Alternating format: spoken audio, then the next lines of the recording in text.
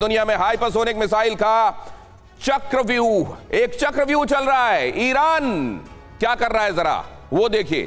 तबाही मचाने वाली हाइपरसोनिक मिसाइल ईरान ने बनाई है और ये जैसे ही दुनिया को पता चला है जाहिर है हड़कंप मचा है। रूस का दावा क्या है वो भी देखिए। यहां पे होड़ के हम बात कर रहे हैं।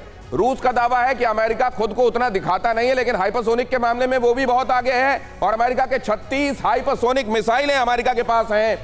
वो बहुत ज्यादा बताता नहीं लेकिन हाइपरसोनिक के मामले में असल में आप जानते हैं पूरी दुनिया में रूस सबसे ऊपर देखा जाता है। अमेरिका पीछे नहीं है, खुद रूस इसकी तस्दीक कर रहा है। क्या ये किसी तरीके का वॉरफेयर है, माइंड गेम है, या असल में अमेरिका ने इधर बहुत तेजी से तरक्की किया है हाइपरसोनिक के मामले में? एक्सपर्ट्स आपको बताएंगे। जापान देखिए नॉर्थ कोरिया से निपटने के लिए हाइपरसोनिक मिसाइल बनाने में जुटा हुआ है।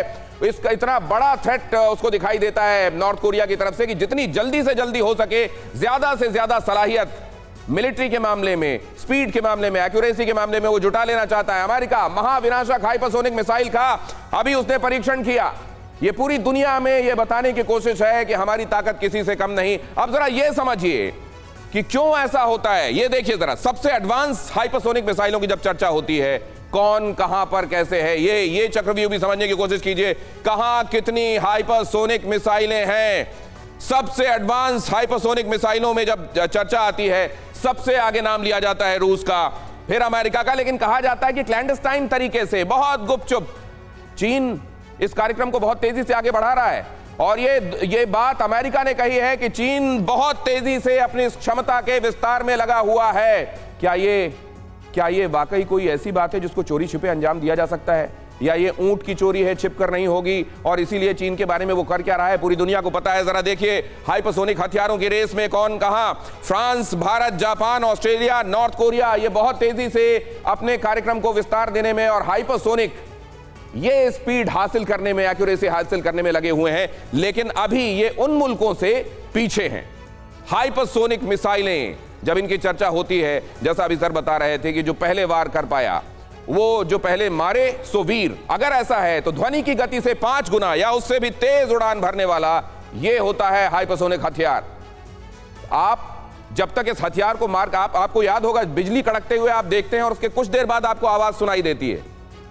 यहां पर 10 गुना पीछे आवाज चलती है। हमला हो गया उसके 10 गुना बाद, 10 गुना पीछे रफ्तार में आवाज आती है। तब समझिए कि इनकी स्पीड क्या होती है।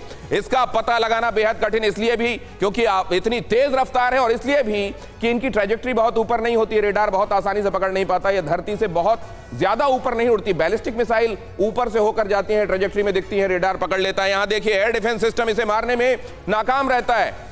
रेडार की पकड़ में आने में जैसा मैंने आपको बताया, टारगेट तबाह करते हुए जब एक बार निकल जाती है तो इसको अभेद्य माना जाता है। इसको माना जाता है कि अचूक है, ब्रह्मास्त्र सरीका, जाएगा तो अमोघ है, फिर मार कर आएगा। हवा में रास्ता बदलने की क्षमता, मैन्यूवरेबिलिटी इसको एक अपर हैंड दे देती है। ये है हाइपरसोनिक की खासियत।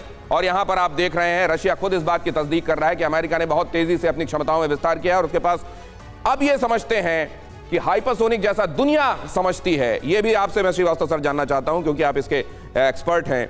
रशिया का अपर हैंड है या अमेरिका आगे निकल चुका है? चाइना कहां खड़ा है? देखिए ऐसा है कि आज तक हमेशा से ये माना जाता रहा है कि जहां तक मटेरियल्स, रॉकेट टेक्नोलॉजी का सवाल है, रशिया जो है वो अमेरिका से आगे है। रशिया फर्स्ट कंट्री था जिसने कि मैन इन द स्पेस भेजा था। तो रशिया अमेरिका से आगे है ये माना। उसकी मटेरियल्स की जो टेक्नोलॉजी है, जो रॉकेट साइंस में बहुत ज़रूरी है, और जो एक्सप्लोजिव टेक्नोलॉजी है, वो बूस्टर, प्रोपेलेंट वगैरह, वो उसमें वो आगे है। ये एक एस्टैब्लिश फैक्ट था।